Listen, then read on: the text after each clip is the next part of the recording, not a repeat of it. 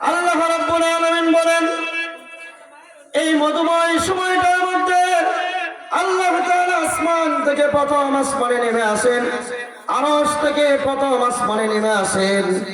আসার পরে জমিনের মধ্যে পাও দুটো ফেলাইয়া দেয়। পাও দুইটা বিছায়া দিয়া আল্লাহ রাব্বুল আলামিন ডাকেন, কোন বান্দাটা আছো? যেই বান্দাটা দুনিয়ার মধ্যে বিপদগামী হয়ে আছো, যেই বান্দাটা রিজিকের অভাব, যেই বান্দাটা অসুস্থতার মধ্যে আছো, এমন কোন বান্দা আসনি যেই বান্দাটা দুনিয়ার মধ্যে অভাব অনটনে পড়ে আসো, আমি আল্লাহ আরশ থেকে আসমানে নেমে পাও দুইটা জমিনে বিছায়া দিলাম। এবার তুমি আরামের ঘুমটাকে হারাম করে দাও। আরামের ঘুমটাকে হারাম করিয়া পুত পবিত্রতা অর্জন করিয়া আমার কুদরতি হাতে যে কপালটা তোমার বানাইলাম, ওই কপালটা আমার পায়ের মধ্যে লাগাইয়া দুই চোখ দিয়ে পানি ছেড়ে তোমার যত আবদার আছে সমস্ত আরজিগুলা তুমি আমার কাছে পেশ করো। আল্লাহ রাব্বুল আলামিন বলেন, কোন মানুষ যদি এইভাবে তার জীবনকে চালাইতে পারে, কোন মানুষ যদি আমি আল্লাহ পাক রব্বুল আলামিনের কুদরতি পায়ে, আমি আল্লাহ রাব্বুল আলামিনের পায়ে সে সিজদায় অবনত হতে পারে, কপালটা লাগাইয়া চোখের পানি ছাড়িয়া রোনাজারি করিয়া যখন চাইতে শুরু করবে, আল্লাহ রাব্বুল আলামিন বলেন আমার কুদরতি অন্তরটাকে জুস মারিয়া যায়। বান্দার চাইতে দেরি হয়, আমি আল্লাহ আসমান থেকে সমস্ত হাজত পূরণ করতে দেরি করি না।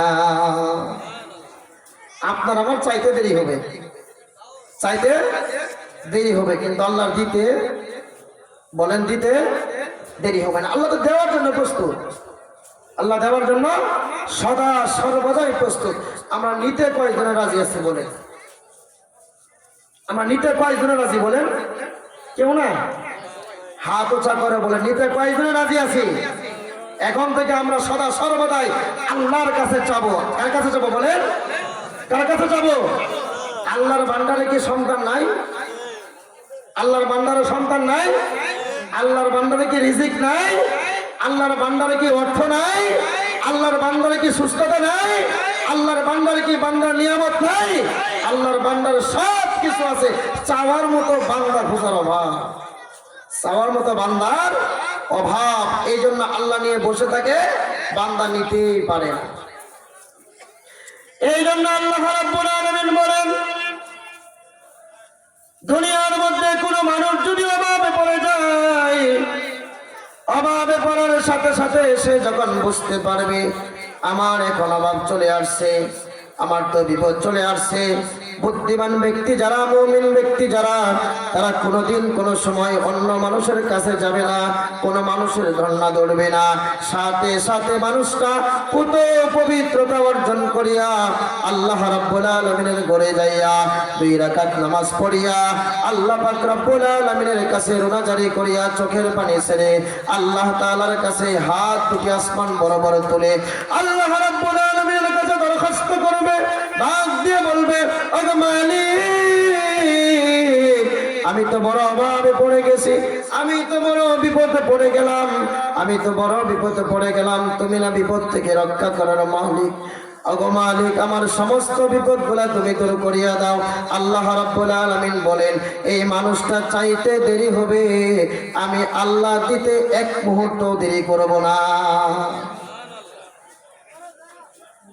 আমরা সাবার পাই না আল্লাহর কাছে, চাইতে পারি না, এখানে আমরা ব্যর্থ। কিন্তু মানুষের কাছে চাইতে পারি। যদি বলে অমুকে দিতেছে, কে দিতেছে? অমুকে দিতেছে, এই কথাটা শুনলে আরামের ঘুম হারাম। যদি নদীর মাঝখানেও থাকে, কত পথ সাতটায় সেই মানুষের কাছে যায় নেওয়ার জন্য। কারণ আমাদের কাছে আমার কথা আছে, মাগনা আলকাটটাও, মাগনা আলকাটটাও ভালো, যদিও সেটা হয় কালো, যদিও সেটা হয় কালো, তারপরেও তো ভালো। মাগনা রোজগার করা লাগে নাই, কষ্ট নাই, পরিশ্রম নাই, কিচ্ছু নাই, আলকাটটা হলেও ভালো। আল্লাহ রাব্বুল আলামিন যেটা দিবেন সেটা আলকাটটার মতো নয়। সস্তা কিছু আল্লাহ বান্দার জন্য রাখেন নাই, সস্তা কিছু আল্লাহ বান্দাকে দেবেন না। আল্লাহ যেটা দিবেন সেটা আল্লাহ দিল মন উজাড় করে দিবেন। কেমন দিবেন সেটা বান্দা এবং আল্লাহ জানেন। বান্দা যা দিবেন আল্লাহ তা দিবেন, বান্দা যা চাবেন আল্লাহ তা দিয়ে দিবেন। আল্লাহ যেটা দিবেন সেটার মূল্য দুনিয়ার মানুষের চাইতে কম না বেশি? এবার বলেন, আমরা যাদের পিছনে দৌড়াইতেছি, এবার বলেন তো যার পিছনে দৌড়াইতেছি এই মানুষটাকে কে বানাইছে? এরা কে বানাইছে? কোন? আল্লাহ। যে দিবেন এরাও তো বানাইছেন আল্লাহ, আর যে নেওয়ার জন্য দৌড়াইতেছেন এরা কে বানাইছে? আল্লাহ। তাহলে ওর দিল যদি তার প্রতি না ঘুরায়, আর সাপোজ ধরুন আমি আপনার পিছনে দৌড়াইতেছি, আপনার দিল আমার প্রতি ঘুরাইতেছেন না, সম্ভব? দেওয়া সম্ভব? নেওয়া সম্ভব? কিচ্ছু হবে না, শুধু ঘোরাঘুরি হবে আর ছুটাছুটি হবে, পাওয়ার কোনো সম্ভাবনা নাই। এই জন্য যে মানুষ দিবে ওই মানুষের মালিক আল্লাহ, আর যে দৌড়াইতেছেন তার মালিক আল্লাহ। এই জন্য তার পিছনে না ছুটিয়া মালিকের পিছনে ছুটো, এই জন্য তার পিছনে না দৌড়াইয়া মালিকের পিছনে দৌড়াও। মালিক তোমার জন্য সদা সর্বদাই প্রস্তুত আছেন। এই জন্য আল্লাহ রাব্বুল আলামিন বলেন, আমার কাছে চাওয়ার জন্য উত্তম মাধ্যম হচ্ছে নামাজ।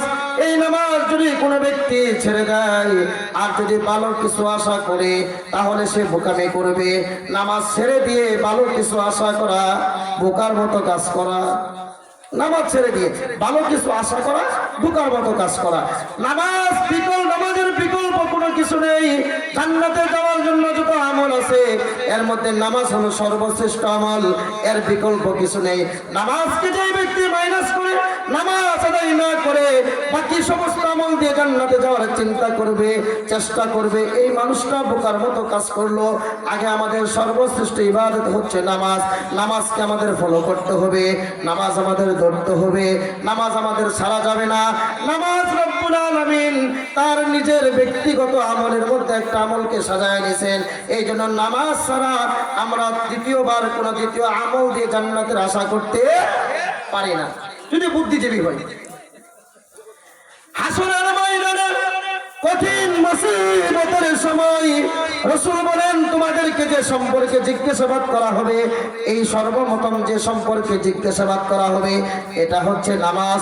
আউয়ালু মা ইউহাসাবু বিহিল আবদু ইয়াউমাল কিয়ামাতিস সালাহ। রাসূল বলেন, সর্বপ্রথম যে মানুষটাকে জিজ্ঞেস করবে, মানুষকে সর্বপ্রথম আল্লাহ যেটা জিজ্ঞেস করবে সেটা কি বলেন কি জিজ্ঞেস করবেন?